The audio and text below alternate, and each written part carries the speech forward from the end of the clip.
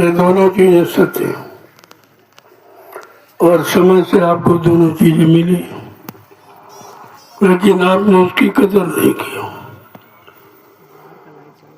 उनको जाना माना पहचाना नहीं कि कौन है, कहाँ से आए, किस काम के लिए आया। जबकि सत्संग से पूरा परिचय मिला आपको। एक दिन नहीं, 10 जुलाई 1952 से बराबर आपको परिचय दिया जा रहा हो कि हम किस काम के लिए आए हैं और कौन सा काम करके जाएंगे, जो सृष्टि में आज तक किसी ने नहीं किया। कहा मैं वो काम करने आया हूं, इन जीवात्माओं का कल्याण।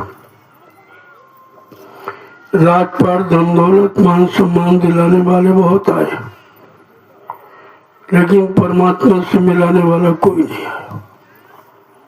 ये सृष्टि के प्रथम महापुरुष जिन्होंने जीवात्मा को परमात्मा से मिलाने का वादा किया, और उनका कोई वादा नहीं। कहा ये जीवात्मा परमात्मा से कैसे मिलेगी। पहली बात, ये कैसे बिछुड़ी, साथ कैसे छूट गया, वो भी बताया कि एक बार जीवात्मा के अंदर एक इच्छा उठी। वैसे बगैर उनकी प्रेरणा के कुछ नहीं हो सकता, ये उनकी मौजी थी। तो जीवात्मा के अंदर ऐसी पूर्णा, ऐसी जिज्ञासा, ऐसी प्रेरणा पैदा करती, और वो कह रही मालिक एक बार हमको नीचे के मंडलों में भेज दीजिए, बड़ी इच्छा देखने की ओर। यद्यप सत्पुरुष ने बहुतेरा समझाया, एक नीचे का लोग सबसे खराब और वो माया का है, वो गलीज गंदगी का लोग। लेकिन इतनी मजबूत प्रेरणा भर दी थी, बार बार कह रही नहीं नहीं, एक बार दया कर दीजिए और भेज दीजिए। अच्छा ठीक, तुम्हारी अगर इच्छा है तो जाओ। लेकिन जाने के पहले कुछ कहा, ऐसे नहीं जाना है, तुमको जाना है ऐसे नहीं। बहुत समझा बुझा के लाऊं, क्योंकि जीवात्मा तो सतलोक में खचाखच भरी थी। वहां किसी तरह का कोई शरीर था नहीं, और शरीर का कोई भोग भी नहीं था। इसलिए जीवात्माएं पाक साफ निर्मल थी, कोई गंदगी नहीं थी कर्मों की। तो अगर देखो होशियारी से रहना, जा तो रही हो लेकिन बड़ी सतर्कता के साथ, क्योंकि सबसे नीचे काल माया का देश है और बहुत खराब है, बहुत गंदा है। वहाँ कर्मों का विधान है, एक अच्छा कर्म एक बुरा है, इसी को पाप पुण्य कहते। तो दो विधान है वहाँ, बड़ी होशियारी के साथ रहना। जब सत्पुरुष ने हम सब जीवात्माओं को सतलोक के नीचे उतारा, तो सतलोक के नीचे है कारण लोक, जो 5 तत्वों का शब्द, स्पर्श, रूप, रस, गंध, और उसके नीचे सूक्ष्म लोक, जो 9 तत्वों का शब्द, स्पर्श, रूप, रस, गंध, सत्वगुण, तमोगुण, रजोगुण। उसके नीचे उतारा तो लिंग लोक में जो 17 तत्वों का, 10 इंद्रियां, चतुष्टंतकरण, मन, बुद्धि, चित्त, अहंकार, और सबसे नीचे ये मृत्यु लोग जहाँ हम आ बैठे हो, जब यहाँ उतारा तब कहते वो बड़ी होशियारी के साथ रहना। तो जैसे मृत्यु लोक में जीवात्माएं आई तो काल ने अपनी होशियारी शुरू कर दी। पूछा, रे भाई अपने देश से आई हो, क्या लेके आई हो? उस समय हमारे सबके पास सच्चाई, ईमानदारी, प्रेम, प्यार, मोहब्बत, सेवा, दया, सदाचार, परमात्मा की आज्ञा, नियम, संयम सब कुछ भरा था। काल ने कहा, रे छोड़ इसे, मेरे देश में आई है, मेरा वाला सामान है। हम सब जीवात्माओं ने समझा कोई अच्छा सामान देगा, तो अच्छा वाला तो आपने उसके कहने से गिरा दिया। फिर काल ने कहा मेरा सामान लो। तो काल का सामान क्या है? झूठ है, छल है, कपट, बेईमानी है, हिंसा है, मारकाट, व्यभिचार, कुचार, जितनी गंदगी थी उसने सब आपको दे दी और हमने आपने उसे स्वीकार कर लिया। अब उसी गंदगी के कारण निकल नहीं पा रहे, क्योंकि आए थे पाक साफ और यहाँ गंदगी फंस गए और गंदगी उतारने वाला कोई है नहीं। जो आज तक आए सब इसी गंदगी में रहे, चाहे वो ऋषि मुनि हो, चाहे योगी हो, चाहे वो तारी शक्तियां हो, ज्ञानी ध्यानी विज्ञानी, सब इसी गंदगी में रहे। भोगों की गंदगी से कोई अलग नहीं हो पाया। जब कोई अलग नहीं तो तुमको अलग कैसे करेगा? अब आपको चाहिए जो संपूर्ण गंदगी से अलग, पाक साफ निर्मल खड़ा हो, वो तुम्हें निकाल लेगा। बाकी कोई नहीं निकाल सकता, क्योंकि सब फंसे तो कौन निकालेगा? जब जीवात्माएं फंस गई बड़ी बुरी तरह और मालिक ने देखा कि सब फंस गई, कोई नहीं आई, कितना समय, कितने युग कल्प गुजर गए, कोई आया नहीं। तब उनको चिंता हुई, लाग दया कोमल चिंता। तब संतों के हृदय में दया उठी। उन्होंने अपना सत्यलोक मंडल छोड़कर इस मृत्युलोक मंडल पर हम सब जीवात्माओं को लेने के लिए आ गए। लेने के लिए ये काम करने सृष्टि में कोई नहीं आया, इसी तो लोग पहचान नहीं पाए उनको। कभी आए होते तो उनका इतिहास होता, उनकी जानकारी होती तो आप जान जाते। जब कोई आया नहीं तो उनकी जानकारी देगा कौन? इसलिए उनको जानकारी अपनी खुद देनी पड़ी, अपना खुद परिचय बताना पड़ा कि मैं कहाँ से आया हूँ, क्यों आया हूँ, जहाँ से अभी तक कोई नहीं आया और ये काम करने भी कोई नहीं आया। मैं उसी मंडल मुकाम से आया हूँ। तो परिचय में उन्होंने कहा कि हम आए वही देश से जहाँ तुम्हारा धाम, तुम सबको घर पहुंचाना एक हमारा काम। देखो पूरा परिचय, मेरा कोई दूसरा काम नहीं है, काल माया के सामान में फंसाने का मेरा काम नहीं है। मैं राजपाट, धन दौलत, मान सम्मान, अधिकार देने नहीं आया हूँ। मैं तुमको इस लोक से निकालकर घर पहुंचाने आया हूँ। इतना बड़ा परिचय किसी का नहीं। और फिर कहा कैसे ले जाऊंगा? नाव लगाई शब्द की गुरु ने, चढ़ बैठे कोई सूर, कि मैंने नाम का बेड़ा, नाम की नौका तुम्हें भवसागर से पार ले जाने के लिए लगा दी है, लेकिन कोई सूरवीर बैठेगा, कोई शाकाहारी, सदाचारी, ब्रह्मचारी उस नाम की नौका पर सवार होगा। गंदगी में भरे जीवों को नहीं। और ये भी वादा किया और कोई ये काम तुम्हारा करेगा नहीं।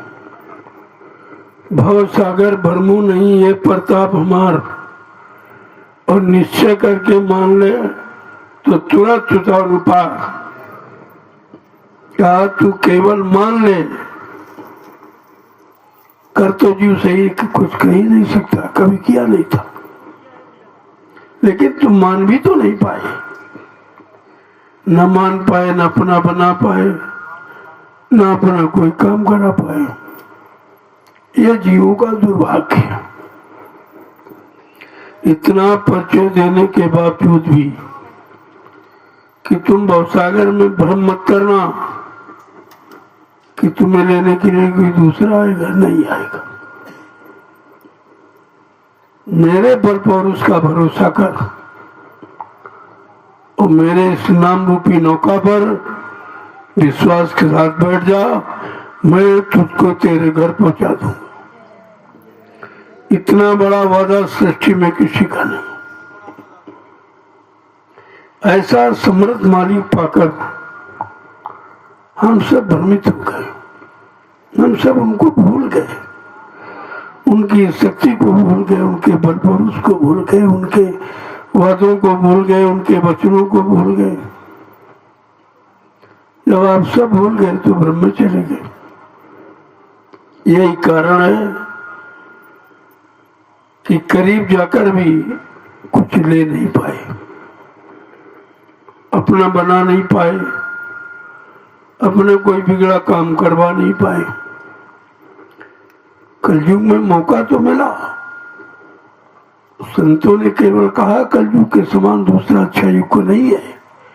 बाकी तो सबने खराब बताया कि कलयुग सबसे खराब, लेकिन संतों ने कहा नहीं, कलयुग सबने आन युग जो नर कर विश्वास, कलयुग के समान जीवात्माओं के कल्याण के लिए दूसरा युग ही नहीं। क्यों? इसमें संत आए, ले जाने वाला आया, घर पहुंचाने वाला आया, परमात्मा से जीवात्माओं को मिलाने वाला आया। इसलिए ये सबसे अच्छा युग। इसने कहा कलयुग बड़ा सरल है, केवल तुमने अगर बात मान ली, अगर मान ली बात तो विश्वास कर दिया। भवसागर भरमो नहीं ये प्रताप हमार, और निश्चय करके मान ले तो क्या होगा? तुरंत उतारू पार। केवल मानने पर भवसागर पार हो जाएगा जीव, ऐसा किसी ने नहीं कहा।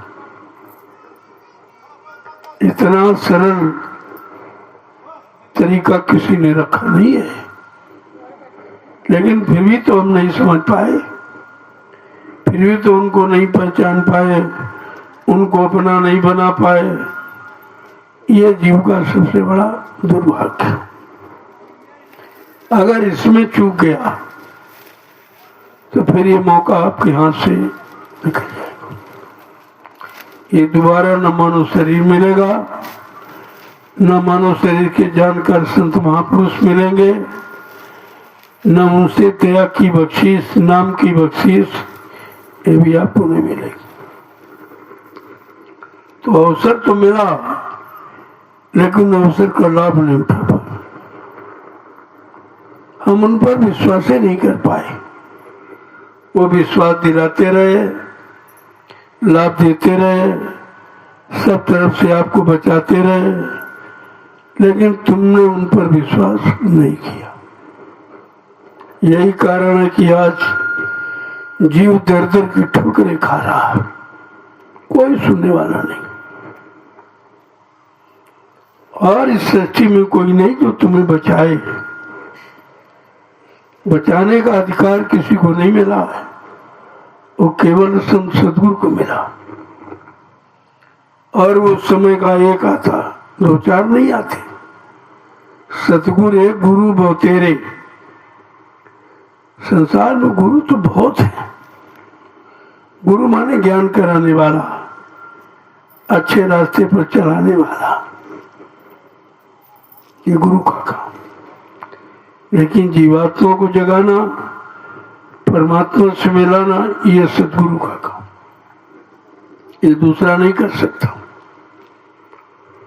और आपको तो ऐसा माली मिला जो तीनों रोल अदा कर रहा, गुरु का भी है, संत का भी और सदगुरु का भी, तीनों रोल अदा कर रहे हैं। और फिर भी हम नहीं समझ पाए। इतना समझाने बुझाने पर, इतना सत्संग सुनाने पर भी जीव भ्रमित हो गया, नहीं समझ पाया कि हमारे लिए कौन आया है, हमारी जीवात्माओं के उद्धार कल्याण के लिए कौन आया है, हमारे अनंत जन्मों के पाप के बोझों को उतारने कौन आया है, नहीं समझ पाए। बताने पर भी नहीं समझ पाए। इतना सत्संग किसी ने नहीं सुनाया। 10 जुलाई 1952 से और 2012 60 साल आपको मथुरा में सुनाया गया और ये 14 साल से मैं आपको सुना रहा हूं।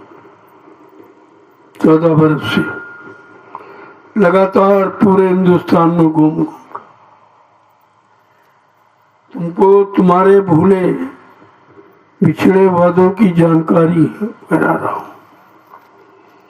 जो गुरु के वचन भूल गए हो फिर से याद कर लो। इन वचनों के अलावा तुम्हें कोई बचा नहीं सकता। केवल बचाएंगे तो सदगुरु के वचन बचाएंगे, और वो तुम्हारे पास है नहीं। तुमने बोला दिया सब। एक बार मालिक की मौज हुई, चलो एक बार फिर इनको बता दो। तो ये 14 वर्ष पूरे हो गए 18 मई से, ये 15वां साल लग गया। आपको बराबर सचेत किया जा रहा। अभी जाग जाओ, अभी चेत जाओ, अभी समझ जाओ, अभी गुरु वचनों को याद कर लो तो बच जाओगे। अन्यथा यहाँ बचने का तुम्हारे पास कोई सामान नहीं है और यहाँ कोई बचा भी नहीं सकता। न ब्रह्मा बचाएंगे, न विष्णु, न शंकर। वो खुद ही नहीं बच पाए, तुमको क्या बचाएंगे? वो खुद ही नहीं जा पाए, तुम्हें क्या पहुंचाएंगे? उन्होंने खुद नहीं मालिक का दर्शन किया, तुम्हें क्या कराएंगे? जैसे तुम मृत्यु लोक में रहे हो, ऐसे वो अपने अपने लोक में रहे।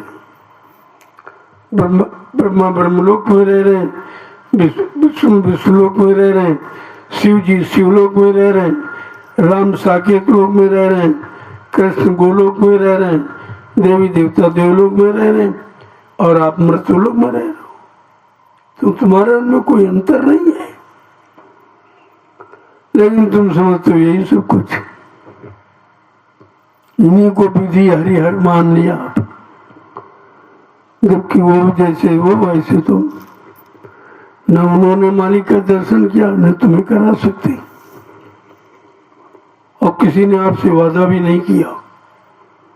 क्या ब्रह्मा जी ने वादा किया हमारी पूजा को मिला देंगे? कि शिव जी ने वादा किया कि हमारा नाम लोगे हम तुमको मालिक से मिला देंगे? क्या विष्णु भगवान ने ऐसा वादा किया कि मेरा नाम जपोगे मैं तुमको मालिक से मिला दूंगा? किसी का वादा नहीं है। यह सृष्टि में किसी का वादा है ही नहीं। क्यों? यह अधिकार किसी को नहीं। यह अधिकार केवल सदगुरु को।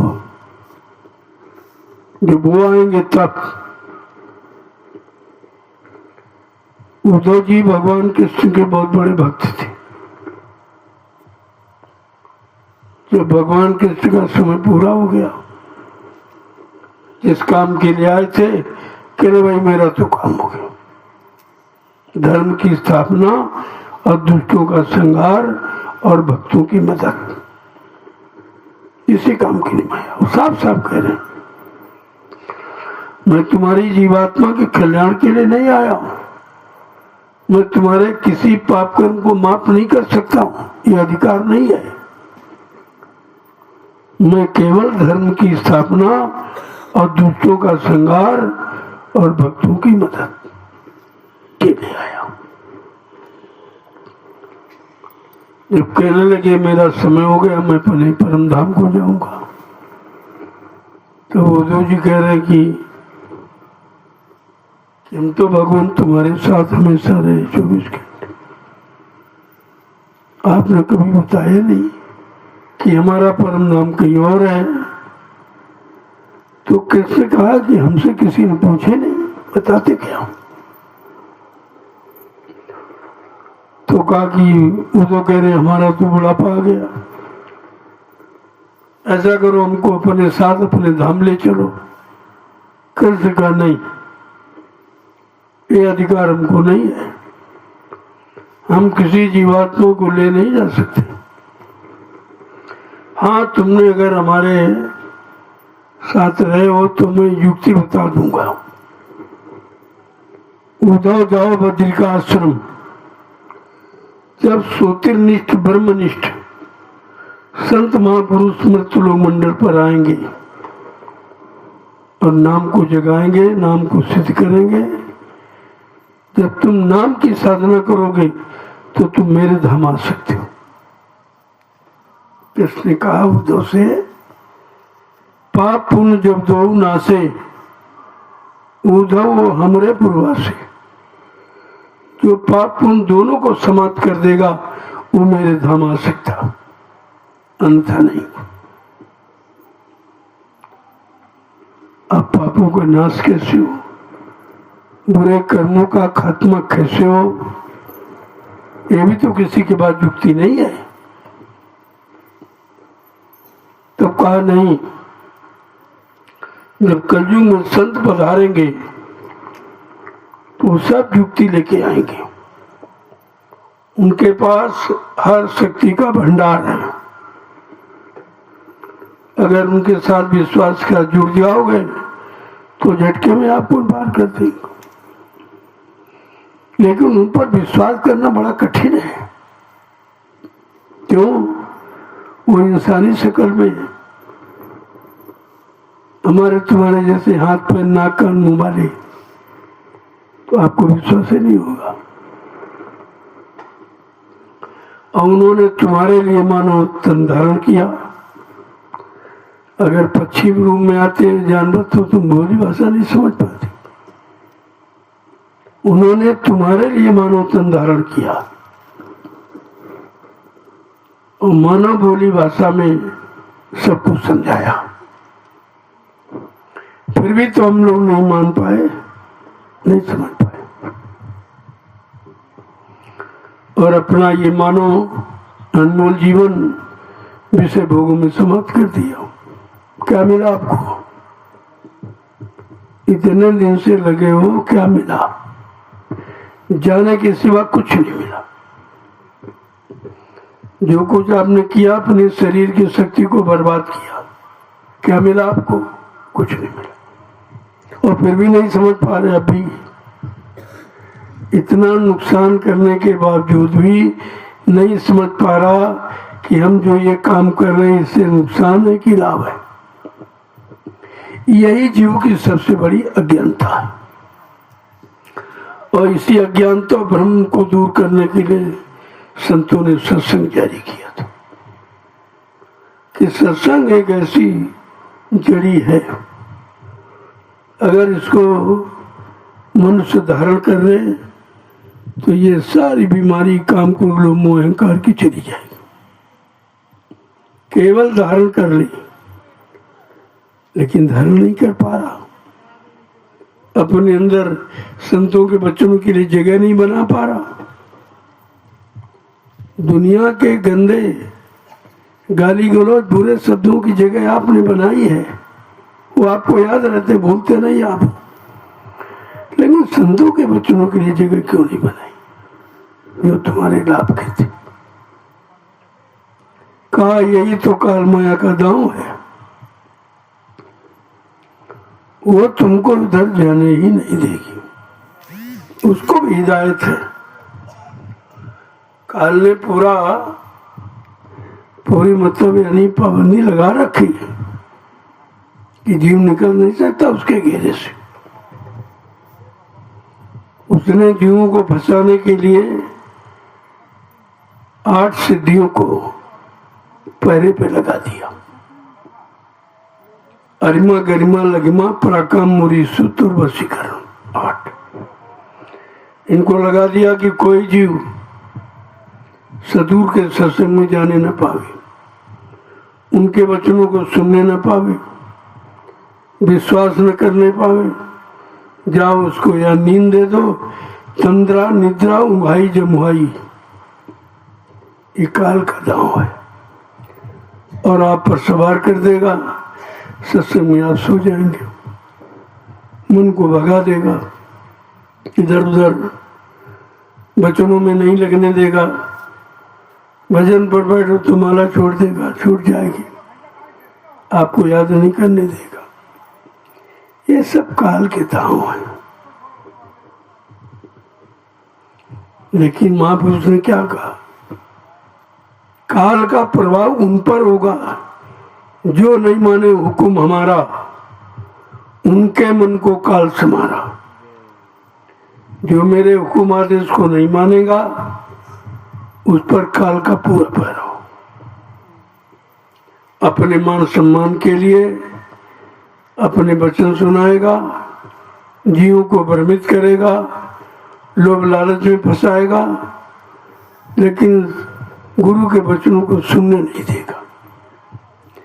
ये सब तुम्हारे साथ हो रहा है, तुम फिर भी नहीं समझ पा रहे हो कि जो हमारे साथ ये कर रहा हम उसी के पीछे चल रहे हैं, हम उसी का कहना मान रहे हैं, उसी के आदेश हुक्म का पालन करते हैं, जो कह रहा उसी को करने लगते हैं। फिर भी तो नहीं समझ पाए कि जो हमारा हर तरफ से नुकसान कर रहा, हर तरफ से हमारी बुद्धि को खराब कर रहा, हमको काम क्रोध लोभ मोह अहंकार ईर्षा राग द्वेष के घेरे में डाल रहा, फांस रहा, फिर भी हम उसी का कहना मान रहे। अब आप सोचिए कि तुमने आज तक गुरु का कहना माना है? नहीं माना। अगर माना होता तो ये कुछ होता ही नहीं। तुमने काल का ही कहना माना, और जो काल का एजेंट है मन, उसका कहना मानते हो।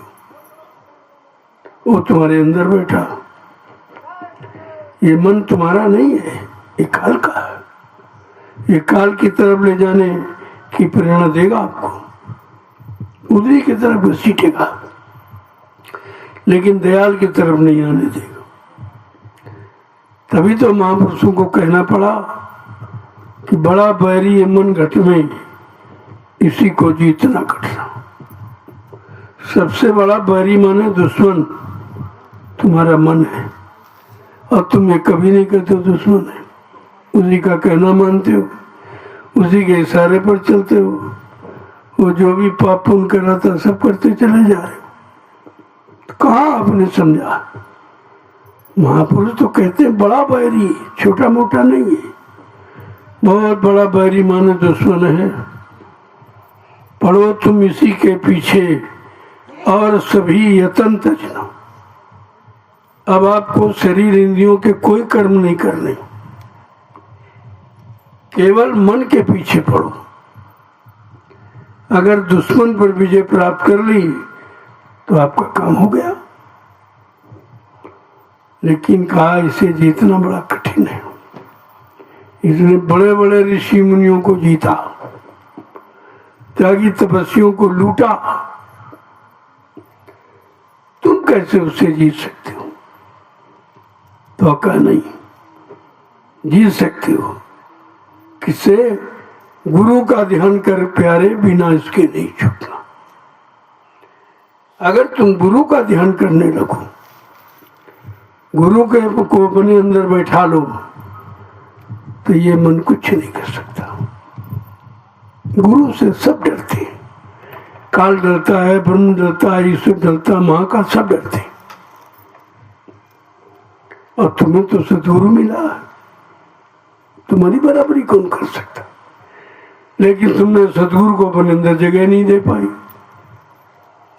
तुमने उन पर विश्वास ही नहीं कर पाया। और छोड़ दिया।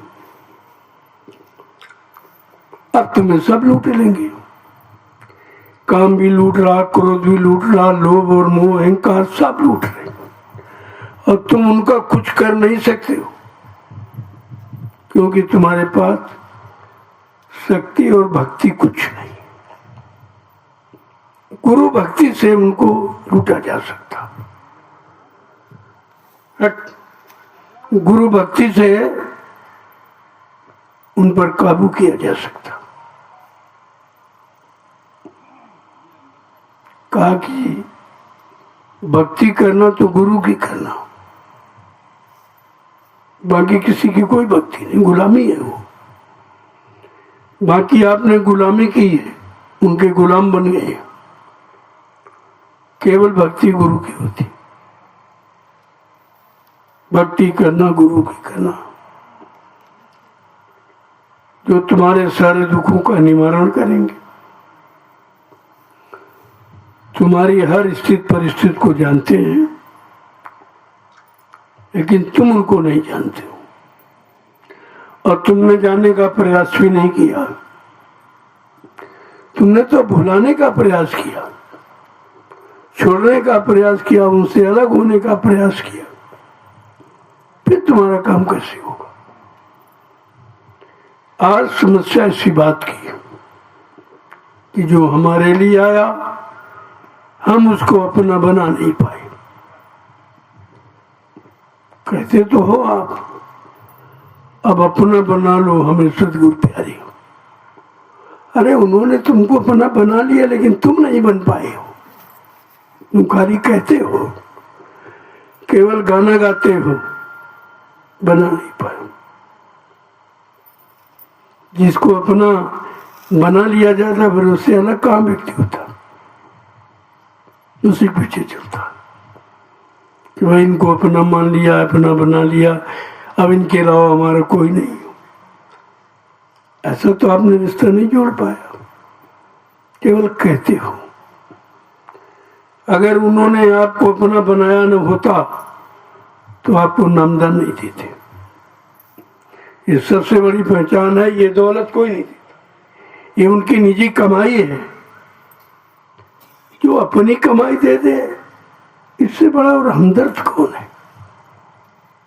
लेकिन तुमने समझे नहीं था ये कमाई उनकी। नाम को जगाया, नाम को सिद्ध किया, कमाया, तब इस नाम से काम करने का वादा कर रहे हैं। ये गुरुदेव नाम लोगे, मैं तुमको मिलूंगा, मैं तुम्हारी मदद करूंगा, लेकिन मन बुद्धि चित्त वो पाक साफ करके, निर्मल। ऐसे नहीं मिलते, जवान से चिल्लाने से नहीं। निर्मल मन जन सो मोह पावे, और मोह छल छिद्र कपट नहीं पावे। कहा हमको वो प्राप्त करेगा जिसका मन निर्मल है, पाक साफ पवित्र हुआ, मोह कपट छल छिद्र न भावे। और यही जीव में भरा पड़ा है। झूठ बोलना, कपट करना, धोखा देना, बेईमानी करना, हिंसा करना, व्यभिचार करना, यही तो भरा पड़ा है। कहते यो मुझको भाता नहीं है जिसमें ये भरा। जो पाक साफ निर्मल है वो मेरे हैं, मैं उनमें हूं, वो मेरे में है। लेकिन तुम तो उसकी जगह कपट भरे हो, और गुरु से कपट आपने किया। दोनों काम आपने किए, गुरु से कपट और संगत से चोरी, सबने किया। संगत से चोरी भी आपने की है और गुरु से कपट किया। तो इससे मिलेगा क्या? कि वो निर्धन, की हुई कोड़ी। गुरु से कपट, संगत संग चोरी, की वो निर्धन, की हुई कोड़ी। इस परिणाम को पाने के अधिकारी बने हो। आपने गुरु से कपट किया और संगत से आपने चोरी की। ये दोनों अपराध आपने किए। इन दोनों अपराधों की सजा है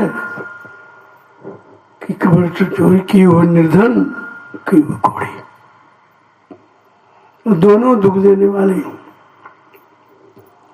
तो ऐसा नहीं, महापुरुषों ने बताने के लिए कुछ बाकी नहीं रखा, सत्संग के माध्यम से सब आपको बता दिया, एक एक चीज कौन सी तुम्हारे लाभ की है, कौन तुम्हारे हानि की है। लेकिन तुमने उनकी एक बात भी नहीं मानी।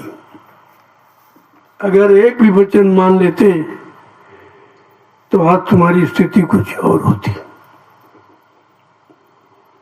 ये जो दुख तकलीफ पा रहे हो सब प्रसन्नचित होते, क्यों आप भजन करते होते। अगर प्रसन्नचित रहना है, आनंदित रहना है और सुखी रहना है तो भजन कर मगन रहो मन में। भजन एक ऐसा रास्ता है जो चारों तरफ से प्रसन्नचित कर देता। लेकिन कितने लोग कर रहे हैं?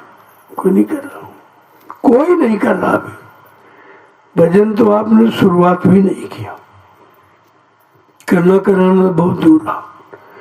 अभी शुरुआत नहीं की, बीच में अलग हो गए, इतनी दूर चले गए, अब जुड़ने का सवाल ही नहीं होता। अब गुरु के करीब जाने का के लायक नहीं रहे,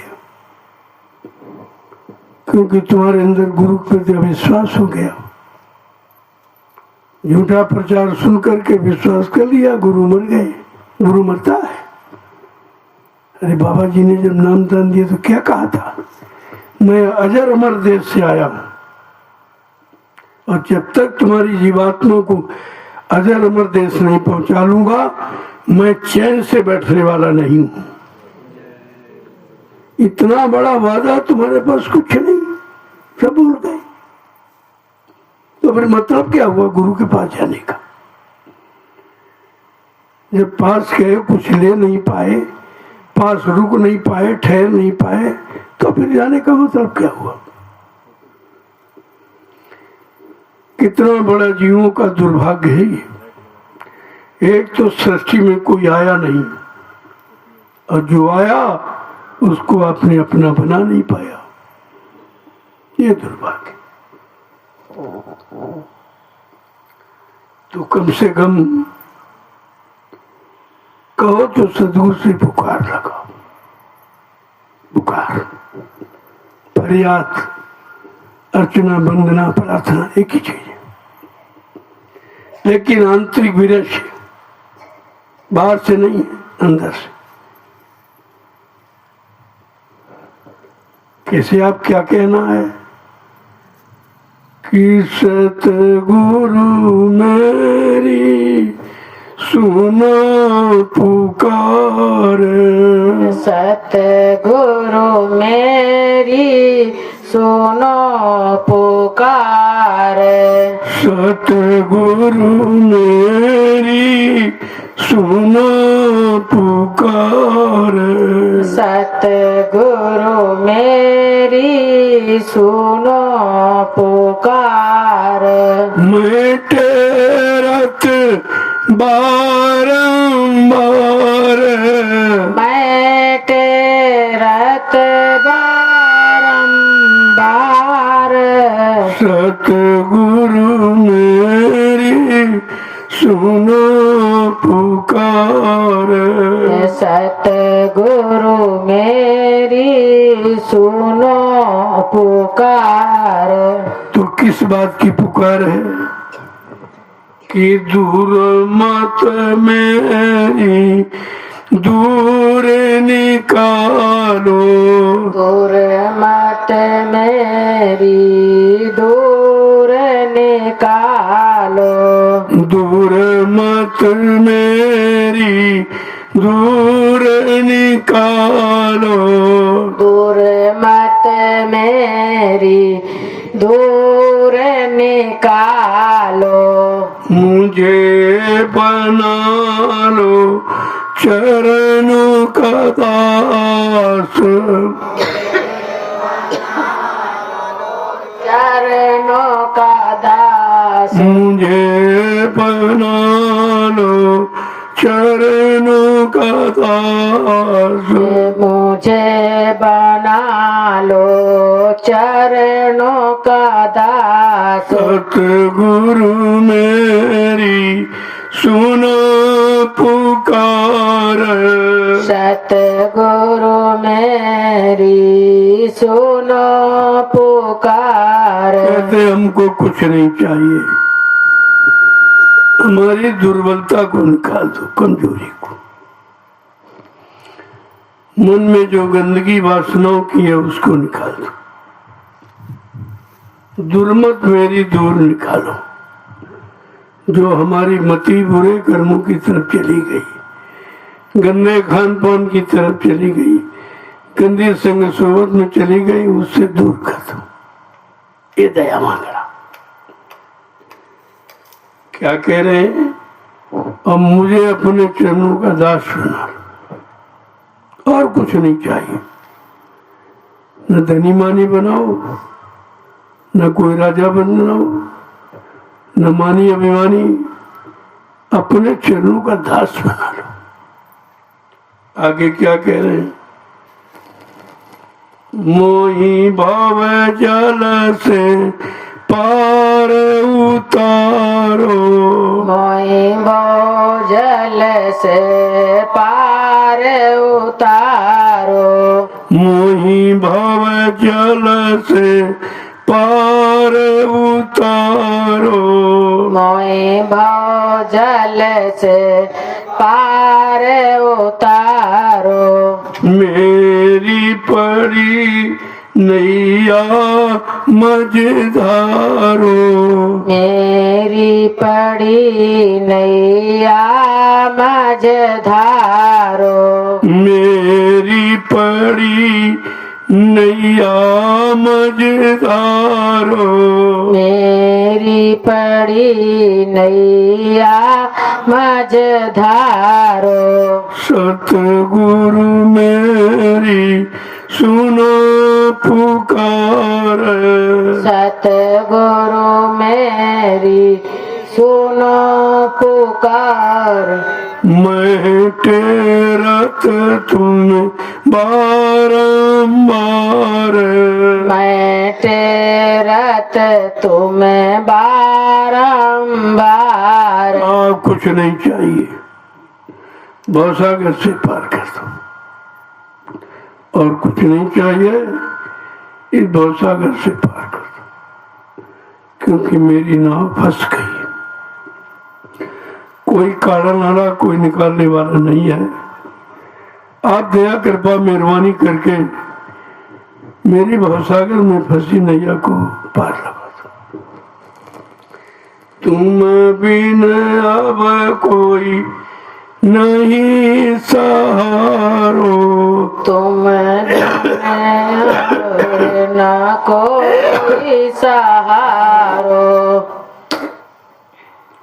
तुम बिन अब कोई नहीं सहारो, तुम बिन अब कोई सहारो। अपना कर मुझे पार उतारो, अपना कर मुझे पार उतारो, अपना कर मुझे पार उतारो, अपना कर मुझे पार उतारो। सतगुरु मेरी सुनो पुकार, सतगुरु मेरी सुनो पुकार।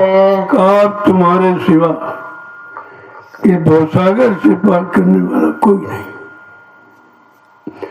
न पहले कोई आया, न अब कोई, न आगे कोई आएगा।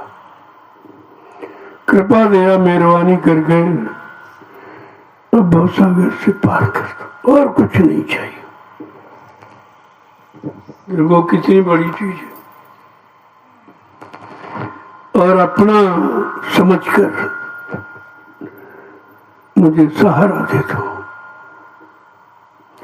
अब मुझे सहारे की आवश्यकता है, और तुम्हारे सिवा कोई सहारा देने वाला है नहीं, इस सृष्टि में कोई नहीं। आगे क्या कह रहे कि मैं कपटी कुटिल तुम्हारो, मैं कपटी रे कुटिल तुम्हारो, मैं कपटी और कुटिल तुम्हारो, मैं कपटी और कुटिल तुम्हारो, तुम दाता मेरे देव सहारो, तुम दाता मेरे देव सहारो, सतगुरु मेरी सुनो पुकार, सतगुरु मेरी सुनो पुकार। कहते मुझ में कोई नेक नहीं, नेकी कोई अच्छा नहीं है, मैं कपटी हूँ, कुटिल हूँ, कपट नक्सिक भरा हुआ, मैं से उससे अलग नहीं हो पा रहा हूँ। तुम ही मेरे दाता स्वामी हो और तुम निकाल सकते हो, बाकी तो क्या हो, कोई ऐसा यहाँ है नहीं तो हमारे कपट भरे स्वभाव को मिटा दे, हमारे पाप कर्मों को माफी दे दे, हमारी जीवात्मा को जगा के परमात्मा से मिला दे, ऐसा कोई नहीं। केवल आप ही एक समर्थ हो और तुम्हारे दाता हो, हमको सहारा दे दो। आगे क्या कह रहे हैं? मैं दीन दुखी अति भारी, मैं हूँ दीन दुखी अति भारी, मैं हूँ दीन दुखी अति भारी, मैं हूँ दीन दुखी अति भारी, जब चाहो तब करो निस्तारो, जब चाहो तब करो निस्तारो, सतगुरु मेरी सुनो पुकार, सतगुरु मेरी सुनो पुकार। देखो सब तरह से अपने को दीनहीन और कपट नीच अपने को मानो। जब ऐसी धारणा बन जाएगी तो मन का घमंड खत्म हो जाएगा। दीन गरीबी धार तेरे भले की कहूं और मान प्रतिष्ठा छोड़ तेरे भले की कहूं, इसमें भलाई है। लेकिन जीव दोनों में फंसा है, मान सम्मान का इतना भूखा है, हर जगह तलाश कर रहा हूं, और दीन माने छोटा कोई बनना नहीं चाहता, अपने को आसान निर्मल कोई कहता नहीं। कहा ऐसे अवगुणों से भरा हूं, आप ही कृपा करके इससे मुक्त कर सकते हो। जब चाहो तब करो निष्ठा, आप जब भी चाहेंगे तभी हमारा निस्तारा यानी काम कर देंगे, गुजारा हो जाएगा। आगे क्या कह रहे हैं कि मैं आरत अब करूं तुम्हारी, मैं आरत अब करूं तुम्हारी, मैं आरत अब करूं तुम्हारी, मैं आरत अब करूं तुम्हारी, तन मन धन सब तुम पर वारू, तन मन धन सब तुम पर बारो, तन मन धन सब तुम पर बारू, तन मन धन सब तुम पर बारू। सतगुरु मेरी सुनो पुकार, सतगुरु मेरी सुनो पुकार। कमे अर्थ माने दीन भाव, आरत शब्द दीनता से है कि बड़े दीन भाव से मैं प्रार्थना करता हूं कि ऐसा करो, अब तुम्हारे सिवा तो कोई और है नहीं।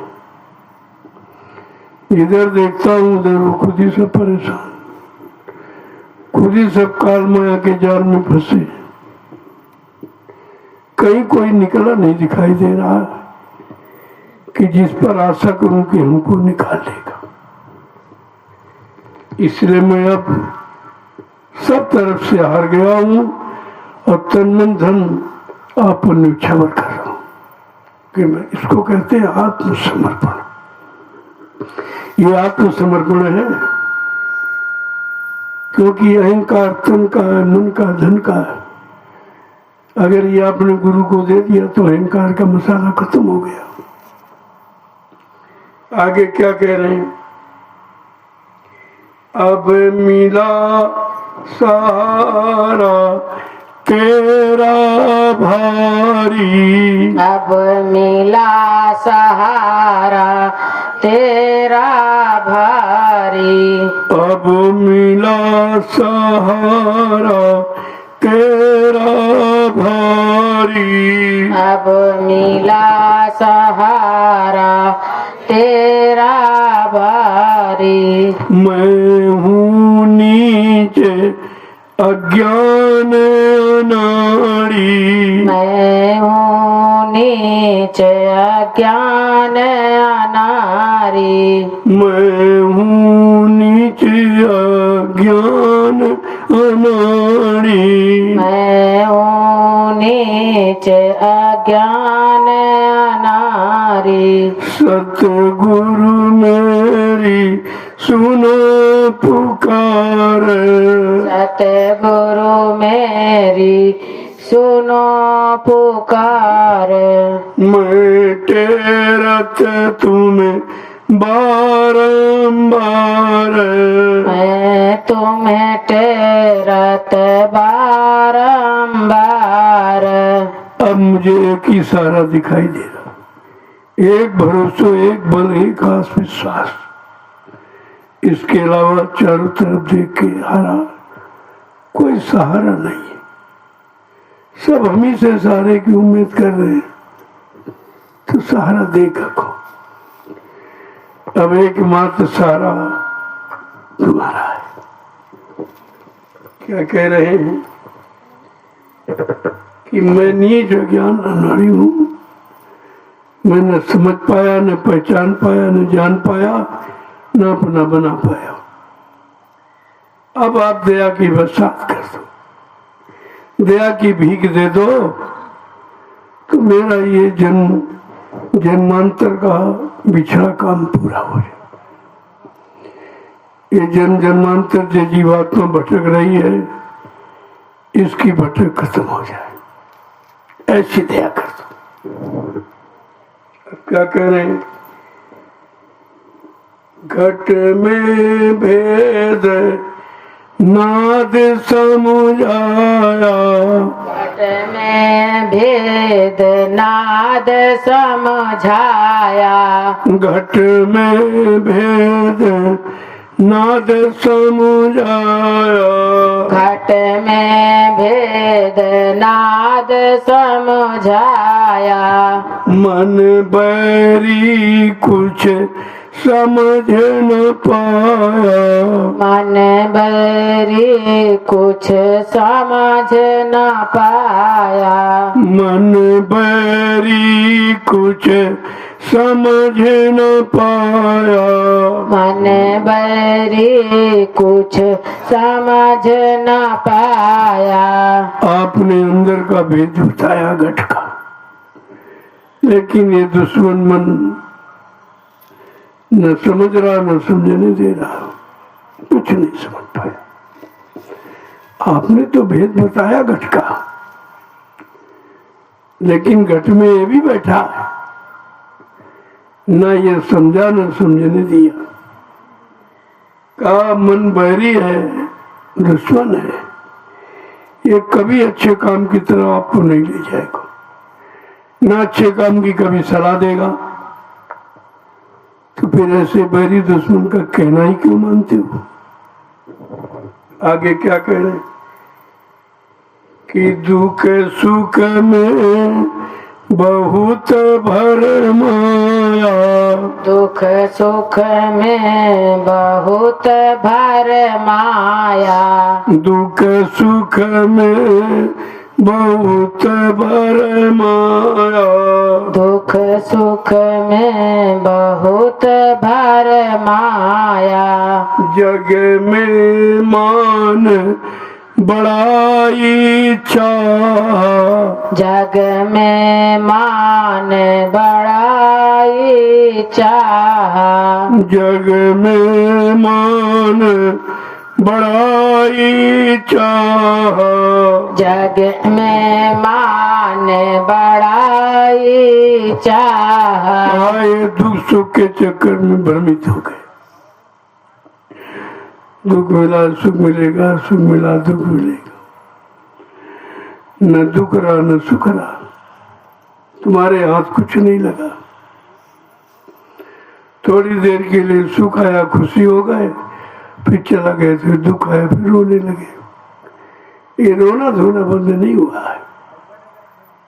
कहा बहुत भरमाया इसने, न सुख में रहने दिया न दुख में ही रहने दिया, भरमाता रहा, भ्रमित करता रहा। वो कहते कि और संसार में मान बड़ाई प्रतिष्ठा ढूंढता रहा, कहाँ मान मिलेगा, कहाँ सम्मान मिलेगा, कहाँ मतलब यानी बड़ाई मिलेगा। जबकि महापुरुषों ने कहा मान बड़ाई क्यों चाहे पड़ेगा सब तुझे देना। अगर किसी से मान सम्मान ले रहा है, भी कर्म कर जा, इसका भी भुगतान करना पड़ेगा। इसलिए तू मान सम्मान से अलग हो जा। ये मान सम्मान भी काल का दांव है, इसी में फंसा कर पूरा जीवन खत्म कर देता। न मान तुम्हारे पास रहा, न अपमान रहा। आगे क्या कह रहे हैं कि उलटूं मैं इसको क्यों करके, इसको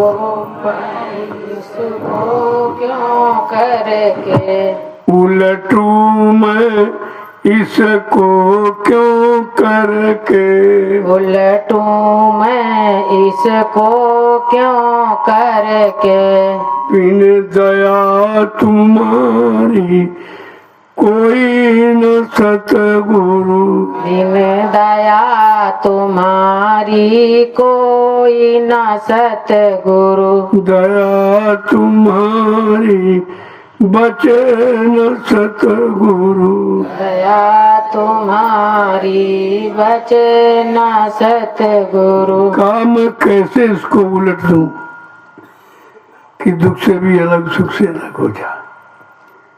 ये दुख भी काल ने उलझाने के लिए बना दिया, लेकिन कहते हम कैसे इसको उलटूं, इससे कैसे मुक्त हूं, इससे कैसे अलग हूं। बिना सद्गुरु की दया के का ये काम कोई नहीं कर सकता। जीव की तो बस की बात है ही नहीं। जहां पर दया भई सद्गुरु की, वही हुए निहाल और बाकी फंसे काल के जाल।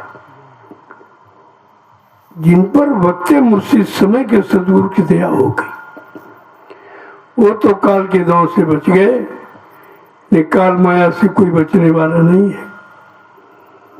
उधर संतों ने कहा ये माया किनकी भई, जामे जग बौराना हो। कहा ये किसी की नहीं है, क्योंकि माया लक्ष्मी विष्णु की घरवाली है। उसकी अर्धांगिनी है, तुम्हारी कैसे हो जाएगी? हाँ, तुम्हारे पास आएगी, हंसाएगी, रुलाएगी, आ गई हंसाएगी, चली गई रुलाएगी, आ जाए हंसाएगी, चलेगी रुलाएगी, ये करेगी। आगे क्या कह रहे हैं? कहा है सतगुरु दाता दयालु, बगैर तुम्हारी दया के कोई बच ही नहीं सकता। इस काल माया का इतना बड़ा जाल है, जब ऋषि मुनि योगी अवतारी शक्तियां नहीं बची तो बेचारा कलयुग का गंदा भोगी विलासी जीव कैसे बचेगा? वो आपकी दया से ही बचेगा। अब खींचो सतगुरु मेरे मन को, खींचो सतगुरु मेरे मन को, अब खींचो राधा स्वामी मेरे मन को, अब खींचो राधा स्वामी मेरे मन को। मैं विनय सुनाऊं तुमको हरदम, मैं विनय सुनाऊं तुमको हरदम। कह रहे राधा स्वामी। राधा स्वामी कोई आदमी का नाम नहीं है, ये समय का जगाया नाम। उस समय जगाया गया था जो उस समय लोग थे जिन्होंने इस नाम को पकड़ लिया, उनका काम हो गया। तुम्हारा उससे काम नहीं, वो तो चले गए काम करके, ये सब काम करके चले गए, चाहे सीताराम हो चाहे राधे श्याम। अब उनका नाम लेने से तुम्हारा काम नहीं होगा जब तक उनकी रहनी कहनी मिली। उन्होंने कहा मेरी रहनी क्या है? निर्मल मन जन सो मुई पामे, मोह छल छिद्र कपट नहीं पामे। भगवान राम ने क्या कहा था? जिसका मन निर्मल पाक साफ पवित्र वो मुझे पाएगा। वो सीताराम कहने वाला नहीं, करनी करने वाला पाएगा। लेकिन बेचारे करनी जानते नहीं, करनी किसी ने बताई नहीं, तो रात दिन सीताराम राधे श्याम रट रहे, न सीताराम मिले न राधे श्याम मिले। किसी को मिला बता दे, कोई बता दे हिंदुस्तान में कितने दिन से आप जिनका नाम ले रहे वो मिले, वो बुलाने पर बोले आए, तुम्हारी कोई बात सुनी, तुमको कोई आशीर्वाद दिया? कुछ नहीं, कुछ नहीं। और फिर भी कर रहे हो, मिले भी नहीं, बोले भी नहीं, कुछ दिया भी नहीं, और फिर भी नाम ले रहे हो। कितना अज्ञानी जीव है बेचारा, समझ नहीं पा रहा। अगर यहाँ किसी को बुलाओ, दो चार बनना बोले तो चिंता हो जाती कि यार ये हमसे नाराज है, क्यों नहीं बोलता। फिर उसकी नाराजगी का कारण ढूंढते हो। लेकिन तुमने सीताराम की नाराजगी का कारण ढूंढा, ब्रह्मा विष्णु महादेव के नाराजगी का कारण ढूंढा, राम कृष्ण की नाराजगी का कारण ढूंढा, आपने देवी देवताओं की नाराजगी का कारण ढूंढा। क्यों नहीं बोले, क्यों नहीं मिले, क्यों आता कहा? तो कुछ नहीं कहा, नहीं किया, नहीं किया। क्यों? ये बताने वाले नहीं मिले। अगर बताने वाला कोई संत महापुरुष मिल जाता तो सबको पानी की जुगती बता देता कि ब्रह्मा जी कहाँ मिलेंगे, विष्णु कहाँ मिलेंगे, शिव जी कहाँ मिलेंगे, राम कहाँ मिलेंगे, कृष्ण कहाँ मिलेंगे, देवी देवता कहाँ मिलेंगे। ये यहाँ नहीं है तो मृत लोक है, वो अपने अपने लोक में बैठे। और जब तक उस लोक में जाने की साधना, रास्ता बताने वाला कोई संत महापुरुष नहीं मिलेगा, तब तक आप किसी का कोई दर्शन नहीं कर सकते। सब झूठा प्रचार है, ये सब कल्पना का प्रचार हो रहा। कल्पना। अगर कैमरे के आगे आप न खड़े हो तो आपकी फोटो नहीं आ सकती, फोटो नहीं आएगी। सामने कोई होगा तो आएगी, तुम्हारे सामने कोई आया? ब्रह्मा विष्णु महादेव आए, राम कृष्ण आए, देवी देवता, कोई नहीं आया। और फिर भी आप किसी से पूछते नहीं भाई क्यों नहीं आए? कहाँ मिलेंगे ये? मिलने का स्थान कहाँ है? मिलने की युक्ति क्या है? किसी संत महापुरुष की तलाश करके अगर रास्ता पूछ लिया होता तो आप सबसे मिल जाते, तब आपको विश्वास होता। देखे बिन न हुए प्रतीति, बिन प्रती तो हुए नहीं प्रीति। बिना देखे किसी से प्यार होता ही नहीं है। अब तुम्हारा कैसा प्यार? न तुमने ब्रह्मा को देखा, न विष्णु को, न शंकर को, न रामकृष्ण को, न देवी, किसी को नहीं देखा, फिर तुम्हारा प्रेम क्या? कैसा रिश्ता? क्या बिना देखे कोई रिश्ता बता सकता? अगर कुंवारी कन्या से कहो अपनी पति का बता दे, बता सकती, जिसने पति देखा ही नहीं, पति मिला ही नहीं। ऐसे तुमको कोई नहीं मिला और तुमने किसी से पूछा भी नहीं। यही जीव की कमी है। जब आपने नहीं पूछा तो वो स्वयं बताने के लिए आ गए कि चलो हम तुमको बताएंगे, हम तुमको इन सबसे मिलाएंगे कि ब्रह्मा जी कहाँ हैं, विष्णु भगवान कहाँ हैं, शिव जी कहाँ हैं, रामकृष्ण का सब हैं, अपने अपने लोक में हैं। ये मृत लोग यहाँ कोई नहीं है। यहाँ समय समय पर मानो चोला धारण करके काम करने के लिए आए थे, चले गए, काम करके चले गए। अब तुम्हारे चिल्लाने बुलाने से थोड़ी आ जाएंगे। वो तो महापुरुषों की जरूरत पड़ती है तब वो आह्वान करते, विधिवत उनको भोजन देते, उनको स्थान देते, फिर उनसे काम लेते, फिर उनका इतिहास बनाते, उनकी पूजा कराते। ये सब हुआ, लेकिन हुआ था, अब नहीं है। तो तुमको सोचना चाहिए कि हमारा कैसे होगा। जो मनुष्य शरीर में वो भी आए, उन्होंने किसकी बदौलत पाया? गुरु की बदौलत। अगर गुरु वशिष्ठ विश्वामित्र न मिले होते तो राम को कोई नहीं जानता, कोई पूजा नहीं करता, कोई इतिहास नहीं बनता उनका। ये गुरु की महिमा। अगर संदीपन कृष्ण को न मिले होते तो कृष्ण का कोई इतिहास ही नहीं था। ये गुरु की महिमा। और आपको तो सदगुरु मिला। तुम्हारी तो महिमा इन सबसे बहुत आगे की, लेकिन तुम अपने सदगुरु को अपना बना नहीं पाए, उनके आदेश हुकुम का पालन कर नहीं पाए, इसलिए तुम दर दर की ठोकरें खा रहे हो। अब आपको इस बात की जिज्ञासा होनी चाहिए कि मानव शरीर का समय जा रहा आजकल, लेकिन अगर काम नहीं हुआ तो दोबारा नहीं मिलेगा। फिर पता नहीं अमन हो न हो, फिर महापुरुष आए ना आए, या आए तो नाम की बख्शीश करें न करें कोई जरूरी नहीं है। अभी तक नहीं किया। जब सज्जू त्रेता द्वापर में नहीं नाम मिला तो तुम्हें कहां से मिल जाता। लेकिन कलयुग में अति दया कृपा मेहरबानी करके वो नाम की बख्शीश देने आए। नाम की अमानत, नाम की दौलत जीवों को सौंपने आए हैं।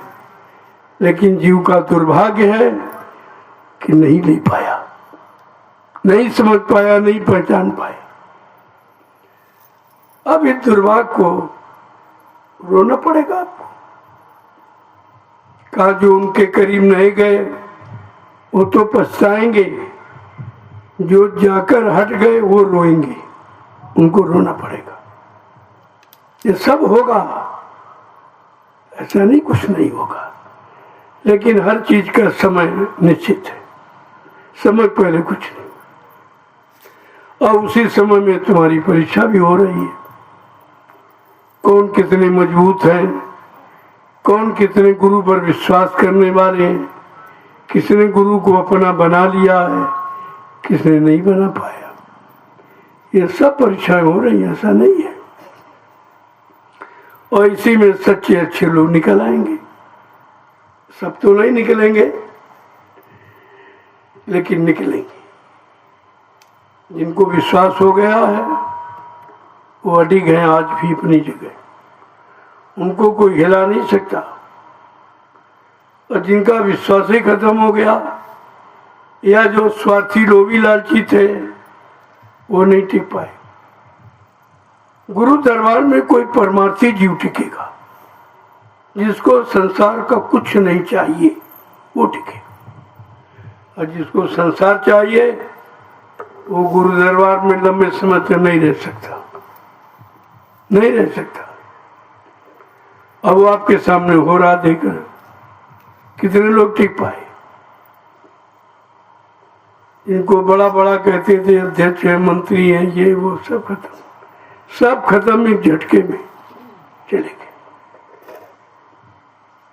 कहा था मेरे दरबार में सेवादार भजनानंदी टिकेगा, बाकी नहीं।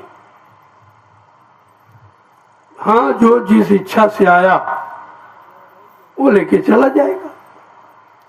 जो धन की इच्छा से आए वो धन लेके चले जाएंगे।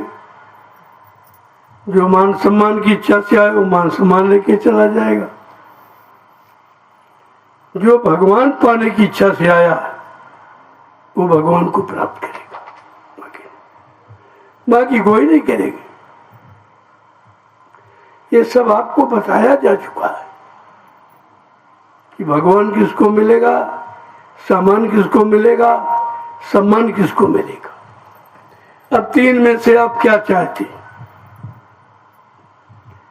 मान सम्मान चाहते हैं कि सामान चाहते हैं कि भगवान चाहते हैं? ऐसे कितने लोग हैं। भगवान को चाहने वाला कोई बिरला ही है। सब सामान को चाहते थे, भाग गए छोड़ के, गुरु को छोड़ के भाग गए। तो क्या वहां सामान मिल जाएगा? सामान भी उन्हीं के पास है जिनको छोड़ कर भगे हो, बल्कि बगैर उनकी दया के कोई सामान भी नहीं मिलेगा, सम्मान भी नहीं मिलेगा, और भगवान तो मिलना ही नहीं है। फिर आपने किया क्या? आगे का इतना समय किस काम के लिए आपने गंवाया? कोई बात समझ में नहीं आई। सब बेचारे भ्रमित हो गए और सब फंस गए। धीरे धीरे धीरे धीरे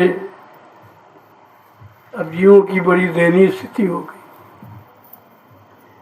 अब कुदरत अपना काम करेगी, क्योंकि आपको पहले बता दिया गया था कि अभी महात्मा समझा रहे हैं, सब तरह से मना रहे हैं, माफी भी दिला रहे हैं।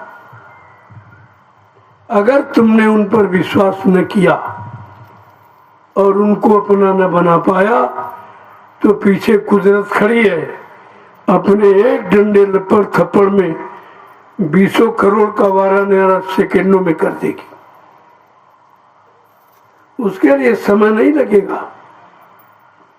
इस सृष्टि को खत्म करने में उसको समय नहीं लगेगा। लेकिन जब तक संत महापुरुषों का बरदहस्त तुम्हारे सिर पे है, तब तक तुम बचे हो। यहाँ बचने का कोई प्रश्न नहीं है। इसीलिए पहले बता दिया गया, बचेगा कौन? बचेगा साधु जन कोई जो गुरु से लव लगाएगा, वो बचेंगे। बाकी सृष्टि में बच नहीं पाएगा। इतना बड़ा खात्मा, इतनी बड़ी जनहानि होगी कि गांव के गांव, शहर के शहर खाली पड़े रहेंगे। इन मकानों में कोई रहने वाला नहीं होगा। आज अज्ञानता भूल भ्रम में एक एक इंच जमीन पे झगड़ा करते हो, ये सब पड़ी रहेगी, कोई रहने वाला नहीं। लेकिन वो स्थिति आपको मालूम नहीं। संतों के वचन अगर याद रहते तो किसी जगह में याद नहीं पड़ते। बाबा जी ने क्या कहा था? अरे कोई तुम्हारी जमीन ले रहा हो, हट जाओ, समय आने पर तुमको तुम्हारी दिला दी जाएगी। तुम चिंता क्यों करते हो? तुम्हारी कोई नहीं ले सकता। वो समय आ रहा है जब दूध का दूध पानी का पानी, जो जिसकी है उसको मिलेगी। ये सब ऐसा अन्याय का बोलबाला जो देख रहे हो सब समाप्त हो जाएगा, सब समाप्त हो जाएगा। त्रेता में समाप्त हुआ, द्वापर में समाप्त हुआ, सतयुग में समाप्त हुआ, तो क्या कलयुग में नहीं समाप्त होगा? वो तो हर युग का प्रमाण है। कोई चीज बड़ी है तो बिगड़ेगी जरूर, बनी है वो बिगड़ेगी, उसे रोक नहीं सकता कोई। अगर ये बात संतों के सत्संग में जाकर समझ लो तो आपको दुख नहीं होगा। तो अगर वो तो एक दिन जानी थी, ये पहले भी हमारी नहीं थी, पता नहीं किसकी थी। अगर पूछा जाए आपसे ये जमीन किसकी है तो पहले तो कहोगे हमारी है। तुम्हारे पहले कहना हमारे पिता की थी, कहना इसके पहले कहना हमारे बाबा की, इसके पहले कहना परदादा की। अगर पूछते चले जाओ अंत में कहोगे पता नहीं किसकी है। अंत में यही कहोगे पता नहीं किसकी थी और किसकी आगे होगी। तो झगड़ा किस बात का? झगड़ा गुरु पर विश्वास नहीं किया। वो तो कहते तुम्हारी तुमको मिलेगी, कोई नहीं ले जा सकता। ऐसा समय लाके खड़ा कर दिया जाएगा, सबको अपनी अपनी चीज मिले, सबको अपना अपना अधिकार मिलेगा, सबको अपना अपने जीने का साधन मिलेगा। लेकिन आपको विश्वास है नहीं विश्वास तो तुम कर लो, है तुम्हारे बस का। झगड़ा करके तुम बर्बाद हो सकते हो, आबाद नहीं हो सकते। लेकिन ये बात समझना इतना आसान नहीं। इसके अंदर गुरु का वचन, गुरु की दया, गुरु पर विश्वास है। वो तो इधर उधर हिलता डुलता नहीं है, किसी के चक्कर में नहीं है। उसको समय दिखाई दे रहा कि आज अगर ये लिए जा रहा तो कल ये देने आएगा। वो भी समय आएगा कि देने आएगा, वापस के अपनी ले लीजिए। अब इतना बड़ा विश्वास करना ये साधक के बस की बात है, सब नहीं कर सकते। जय गुरुदेव नाम प्रभु का।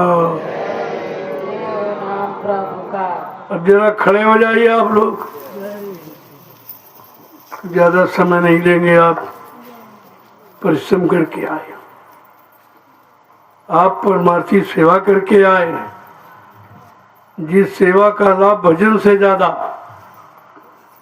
जो गन्ने की गुड़ाई आपने की है, कितने लाख लोग इसका पान करेंगे। कितना बड़ा लाभ, लाखों लोगों को लाभ आप दे रहे हो। ये छोटी मोटी सेवा नहीं है, क्योंकि तुम्हारा इस सेवा से कोई स्वार्थ नहीं है। कहा जा भी किसी ने गुड़ाई कर रहे हो, क्या मजदूरी में थी? कहते नहीं, कुछ सामान मिलेगा? कल कुछ नहीं। कल क्यों करते हो? कल आदेश पालन करते। बड़े गर्व के साथ कह रहा, मैं गुरु के आदेश का पालन करता हूँ। मैं अपने लिए नहीं कर रहा हूँ, आने वाले गुरु परिवार के लिए कर रहा हूँ। कितना बड़ा परमार्थ आप कमा रहे हो, क्यों भूलते हो? इसलिए मैं कोई न कोई परमार्थी सेवा आपके लिए जरूर रखता हूँ, क्योंकि भजन तो आपके बस का है नहीं, वचन भी आपको याद रहते नहीं, तो कम से कम परमार्थी सेवा करके कमाई कर लो, यही लाभ प्राप्त कर लो। और ये भी अगर हाथ से निकल गया तो तुम्हारे हाथ कुछ नहीं लगेगा, फिर आना जाना बेकार। आश्रम का मतलब आश्रम, अपना श्रम करो, अपने श्रम की रोटी खाओ। जब श्रम की रोटी खा के भजन करोगे तो मन लगेगा। इसीलिए मैंने ये व्यवस्था बना दी कि अपनी व्यवस्था में आओ, अपनी व्यवस्था में रहो, ताकि तुम्हारे भजन में कोई कटौती ना हो, कोई बंटवारा ना कर सके। अब जिसकी सेवा ले लोगे तो तुम्हारे भजन से कटौती हो जाए। इतना भजन आपने किया नहीं कि उसका पूरा कर दो, तुम भी कुछ बचा लो। इसलिए मैंने ये व्यवस्था बदली थी कि आप लोग अपनी व्यवस्था में आओ, स्वयं भोजन बनाओ, खुद खाओ, 2-4 प्रेमियों को खिलाओ। ये तुम्हारी अतिरिक्त सेवा हो जाएगी। अभी तक आपने भंडारे में भोजन किया, खिलाया नहीं किसी को। मैंने देखा ये तो बहुत कर्जा लग गया, पता नहीं कितने लाख लोगों ने अन्न दिया है। उस अन्न का भोजन आपने कर लिया, तो मैंने कहा तो कर्जा लग गया। चलो ऐसी कोई व्यवस्था निकाल दी जाए कि आपका ये कर्म कर्जा अदा। तब ये व्यवस्था बनाई गई और तुम व्यवस्था को सुन के नाराज हो गए कि बाबा जी ने भंडारा बंद करा दिया। हमने भंडारा नहीं बंद किया, हमने तुम्हारा कर्जा बंद किया। बहुत कर्जा ला दे खा पी के, अब थोड़ा अपने हाथ का बना खाओ, लोगों को खिलाओ, तो तुम्हारा कर्जा अदा हो। बात को समझा करो। यहाँ जो भी काम किया जाएगा वो दूरदर्शिता में किया जाएगा। आगे आने वाले समय में लाभ दिलाने के लिए आपसे कराया जा रहा है। जय गुरुदेव नाम प्रभु का, जोर से बोलो जय गुरुदेव नाम प्रभु का, सब मिल बोलो जय गुरुदेव नाम प्रभु का, बोलना होगा जय गुरुदेव नाम प्रभु का, अभी से बोलो जय गुरुदेव, दुख दर्द हरेंगे, जय गुरुदेव, सब कष्ट मिटेंगे, जय गुरुदेव, सुख शांति भी देंगे, जय गुरुदेव, सबके दाता, जय गुरुदेव, सबके मालिक, जय गुरुदेव, प्रेम से बोले जय गुरुदेव नाम प्रभु ये का, नाम नहीं इंसान का, ये नाम है प्रभु का, ये काम नहीं इंसान का, ये काम है प्रभु का, ये इंसानों की बस की बात नहीं है जो परमार्थी सेवा कर कहीं नहीं होती। तुम विश्व में कहीं चले जाओ, परमार्थी सेवा कोई जानता नहीं। जब तक संतों के परमार्थी वचन नहीं सुनोगे, परमार्थी भाव तुम्हारे अंदर नहीं जगेगा और तुम परमार्थ का अर्थ भी नहीं समझ पाओगे। इसलिए आज नैमिषारण्य की पावन पवित्र भूमि पर जो 88,000 ऋषि मुनियों ने तपस्या करके जिसको महान बनाया है, उस धरती पर परमार्थी सम्मान सेवा का आयोजन किया गया। बाकी विश्व में कहीं नहीं। यही तो आपको सोचना चाहिए। और ये जय गुरुदेव नाम क्या करेगा, मैं रोज दोहराता हूँ। वो ये करेगा, ये काम करेगा, ये सुख देगा, ये दुख दूर करेगा, जबकि किसी नाम ने ये वादा नहीं किया। न सीताराम ने वादा किया, न राधा कृष्ण, न ब्रह्मा विष्णु माधव, किसी ने वादा नहीं किया कि हमारा नाम लोगे मैं तुमको मिलूंगा, मैं तुम्हारी मदद करूंगा। लेकिन बाबा जी ने वादा किया है, जब तुम जय गुरुदेव नाम लोगे मैं तुमको मिलूंगा, मैं तुम्हारी मदद करूंगा। शंका किस बात की? ये वादा किसी का नहीं। इतना बड़ा वादा पूरा करने वाला नाम आपको मिल गया तो बाकी क्या रह गया? इससे बढ़ के कोई धन नहीं। नाम धन के मुकाबले कोई धन नहीं, जो न चोर चुरा सकता, न भाई बंटवा सकता, न अग्नि जला सकती, न पानी बहा सकता। ऐसा अमोलक धन है ये। इसको मीराबाई नहीं पाया। उसने कहा, वस्तु अमोलक दी मेरे सतगुरु, कर कृपा अपनायो, माई मैंने नाम रतन धन पायो। मैंने ऐसा रत्न पाया है, नाम का ऐसा खजाना जो सृष्टि में किसी को मिला नहीं है। वो मुझको सतगुरु दयाल की दया, रविदास जी की दया हो गई, कृपा हो गई, उन्होंने हमको ये खजाना दे दिया। और आपको तो बगैर मांगे मिला। क्या आपने नामदान मांगा था? जानते भी नहीं थे क्या होता। लेकिन अति दया कृपा करके लुटाया है, दिया नहीं लुटाया, और इतना लुटाया कि सस्ती में कोई लुटाने वाला उनकी सानी का है नहीं। लेकिन फिर भी तुम नहीं लूट पाए, जबकि बार बार चिल्लाया गया राम नाम की लूट है, लूट सके तो अंत समय पछताओगे जब प्राण जाएंगे। एक समय ऐसा आएगा परमात्मा प्रभु के नाम की लूट बचेगी। अगर लूट सकते हो तो लूट लेना, अन्यथा पछताना पड़ेगा, फिर ये मानव शरीर नहीं मिलेगा। जय गुरुदेव नाम प्रभु का। अब आप लोग चलिए, आपने परमात्मा की सेवा भी की, सुबह भजन भी किया और सत्संग भी मिल गया, तीनों चीजें मिल। ये आश्रम में तीनों चीजें और कहीं नहीं, सत्संग, सेवा और भजन। ये और दुनिया में कहीं जगह और कोई नहीं होता, कहीं नहीं है, यही मिलता। तो आपने सुबह भजन किया, सेवा की दिन भर, और शाम को चलते चलाते सत्संग मिल गया। अब आप प्रसाद ले लीजिए, और भंडारे का प्रसाद तैयार है। एक प्रेमी ने ये समर लगवाया, देखिए उसकी, और देखोगे बहुत गरीब, लेकिन दिल का इतना रहीश है, कभी सेवा में चूकता नहीं। ये उसी की है, उसी की गाड़ी कमाई लगी है जो आपका ये समर तैयार हो। उसी के उपलक्ष्य में कि आज मेरा धन सफल हो गया, पानी बाहर निकला है, लिहाजा मैं अपने प्रेमियों को भोजन देना चाहती। उसने आपके भोजन भंडारे की व्यवस्था की है, उसको भी आप ले लीजिए। हमेशा प्रेमियों को सेवा का चुनाव करना चाहिए कि कौन सी सेवा ऐसी जिससे ज्यादा प्रेमियों को लाभ मिले, वो सेवा लाभकारी होती है। ऐसा चुनाव कम ही लोग कर पाते हैं। देखो पैसा देने वाले थे हम बहुत, और हमको उसकी जरूरत भी नहीं है। जब आप दे जाते हो तो एक चिंता दे जाते हो कि हम तुम्हारी सेवा का कहाँ प्रयोग करें कि तुम्हारा नुकसान भी ना हो, तुमको इस सेवा का लाभ मिल जाए।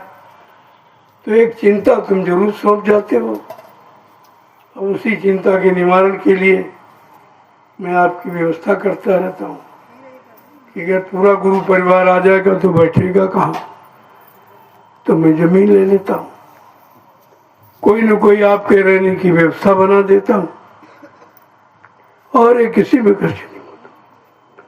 एक नया पैसा इधर उधर नहीं है, ये सब आपकी व्यवस्था में लगा है। देख लीजिए, एक मथुरा का आश्रम छोड़ा, 7 आश्रम मैंने तैयार कर दिए।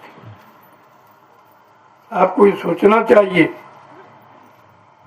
कि जहां अवध या राम निवास, वहीं अयोध्या है जहाँ राम है। तो इसीलिए महापुरुषों के लिए कोई कमी नहीं है। ये माया भी उनके पीछे चल रही है, कहती हमको अच्छे काम में लगा लीजिए, और तो कोई संसार में लगाता नहीं। कोई जुआ खेल रहा, कोई शराब पी रहा, कोई व्यभिचार कर रहा, कोई घूस रिश्वत ले रहा दे रहा, इसमें हमको हमारा प्रयोग कर रहे। मैं इनसे संतुष्ट नहीं हूँ।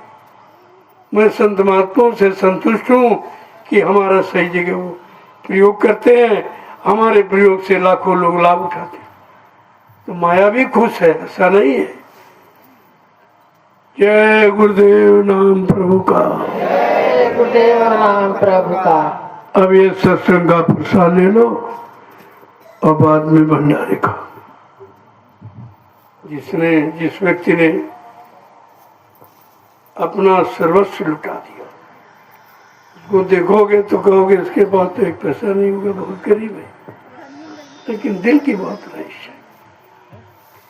सारी दौलत कहा गुरु की, मेरा कुछ नहीं है, उन्हीं का दिया हुआ है और उन्हीं की दया से उन्हीं के परिवार पर खर्च कर दूंगा।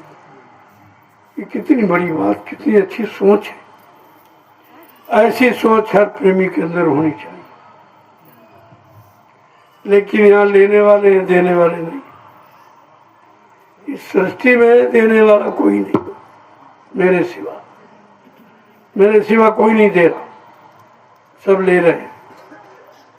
दान दक्षिणा, रुपया, पैसा, सामान सब। लेकिन मैं बांट रहा हूं, मैं दे रहा हूं, सभी लोग जानते हैं। इतना लुटाया कि लोग लुटा नहीं सकते। आज तक सृष्टि में इतना किसी ने लुटाया नहीं है। वो भी तुम्हारी गाड़ी कमाई वो लुटाया जा रहा। कितने लोगों की काम आ रहा, कितने की बीमारी परेशानी प्रसाद के माध्यम से दूर की जा रही। ये छोटा मोटा काम नहीं है, बहुत बड़ा काम। जय गुरुदेव नाम प्रभु का, देव नाम प्रभु का। अब आप लोग ये सत्संग का प्रसाद ले लो, इसके बाद भंडारे का। जल देवता है, जल देवता के नाम पर भंडारा किया जा रहा। इस सबको पान करना चाहिए, क्यों आज पानी आपकी पूरे फार्म को सिंचाई करेगा। उस पानी की खुशहाली में इस जीव ने भंडारा किया। बड़ी खुशी है कि आज हमारे प्रेमी या आने वाले प्रेमियों को इस फार्म का अन्न खाने को मिलेगा, सामान प्रयोग करने को मिलेगा, तो कहा मेरा भी कल्याण हो जाएगा। ऐसी जगह अपने धन का प्रयोग करना चाहिए। जय गुरुदेव नाम प्रभु का। देखो, जो भी सेवा आपको देनी हो, ये दान पेटी रखी हुई, ये मैंने क्यों रखी है? आप किसी के द्वारा भेजते थे तो पूरी सेवा में नहीं मिलती थी। जो लाता था वो खर्चा पहले निकाल लेता था। मोबाइल का खर्चा, मोटरसाइकिल का खर्चा, ये सब निकाल कर हमको देता था। आपकी सेवा का दुरुपयोग होता था, इसलिए मैंने व्यवस्था बदल दी कि जो भी देना हो हमारे सामने दान पेटी उठा, हमको मिल जाएगा और मैं निकाल करके आपके काम में लगा दूंगा। मैं क्या करूंगा? मेरे तो कोई है नहीं, मेरे तो तुम ही हो। जो भी करूंगा तुम्हारे लिए करूंगा, इसलिए कभी कोई शंका मत करो। हमको किसी चीज की जरूरत नहीं है। जरूरत है परिवार के दुख दूर करने की, जरूरत है परिवार की व्यवस्था की, तो आपकी व्यवस्था कर रहा हूं। बैठने के लिए जमीन खरीद रहा हूं कि अगर पूरा परिवार आ गया तो कहाँ बैठेगा। अभी तो तितिर बितर है, कोई इधर कोई उधर कोई उधर, ये धीरे धीरे सब आ जाएगी। ये तपोभूमि सबको बुला लेगी और कहीं शांति है ही नहीं। जहाँ जाओगे वहां लोग लूट लेंगे। सेवा दो, पैसा दो, सामान दो, लेकिन तुम्हें देने वाला कोई नहीं, लेने वाले सब बैठे। ये ऐसा दरबार है जहाँ से हर चीज दी जाती है। यहीं से लोगों को समझ लेना चाहिए कि दरबार देने वाला दरबार चाहिए कि लेने वाला चाहिए। अभी तक आप नहीं निर्णय ले पाए। जय गुरुदेव नाम प्रभु का। अब जल्दी से प्रसाद ले लो, इसके बाद क्या हो? जो भंडारा तैयार यहीं खिलाओगे कि वहां ले जाओगे? यहीं, हाँ यही भोजन आ जाएगा, आपको यही मिल जाएगा। मेरे को ये भी लिया कि आपको बैठे बैठे, ये भोजन नहीं प्रसाद है। ये कोई अपनी कामना का नहीं वो कर रही है, वो पूरे परिवार के लिए कर रही है कि कि अगर पानी की व्यवस्था बन जाएगी तो इसमें अनाज पैदा होने लगे, जो अनाज भंडारे में काम आएगा। उसकी धारणा अपना लाभ पाने की नहीं है, संगत को लाभ देने की भावना है उसकी। ये जल्दी कोई नहीं सोच पाता। ये बुद्धि भी महान है जो इस तरह का निर्णय ले दे। बाकी लोग अपने लाभ, अपने मान सम्मान का तो निर्णय लेते हैं, लेकिन संगत को लाभ मिले ये निर्णय नहीं ले पाते। इस जीव ने ये निर्णय लिया। वो नारी है, जबकि नारियों में लालच होता, जल्दी रुपया पैसा खर्च नहीं करती। देखो किस तरह लुटा रही है। क्यों? इसने जान लिया कि मेरा नहीं है, ये मालिक का है, परिवार भी मालिक का है। तो मालिक के परिवार के लिए जितना खर्च हो जाए वही अच्छा। इसकी सोच से किया। इसी तरह की शिक्षा हर प्रेमी को लेनी चाहिए और सेवा का जहाँ सही प्रयोग हो रहा हो वहाँ देना चाहिए। आज तक आपने जहाँ सेवा दी है दे रहे हो, कहीं प्रयोग नहीं हुआ कुछ। सब अपने अपने ऐसो आराम विषय भोग में खर्च कर रहे हैं। तुम्हें क्या मिलेगा? अरे जब परमार्थ में लगेगा तब परमार्थ बनेगा, जब पूर्ण काम में लगेगा तब पूर्ण मिलेगा। अब वो खाने पीने में ऐसो आराम में खर्च कर रहा तो तुम कह रहे हो हमको पुण्य मिलेगा। तो तुमने पुण्य पाप पुण्य को समझा ही नहीं है। वो कर्मों से ही मिलता। जब अच्छे काम में तुम्हारी कमाई लगेगी आपको पुण्य मिलेगा। वो तो खाने पीने वाले सब लूट गए, अभी लूट रहे, लूटते रहेंगे। उनका एक ही उद्देश्य है, कहाँ से क्या मिलेगा।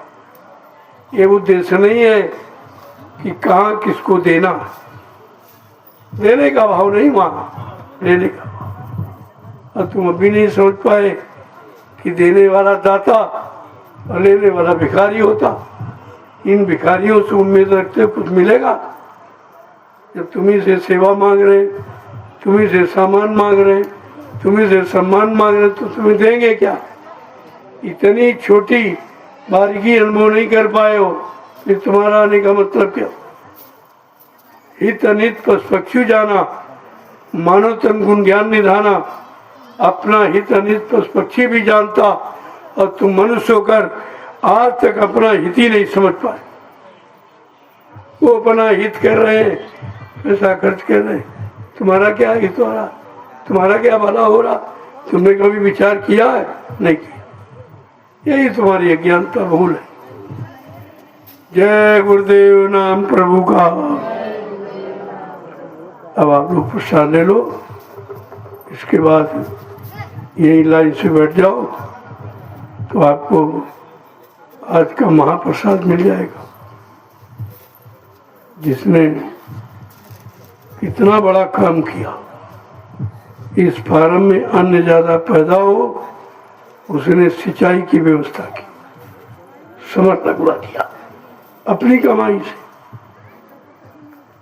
और कह जब पानी निकला तो हमको कहा इतनी खुशी है कि हम अपने गुरु परिवार को भोजन भी देते। देखिए, इसको कहते हैं सेवा भाव, इसको कहते हैं भक्त। बाकी भक्त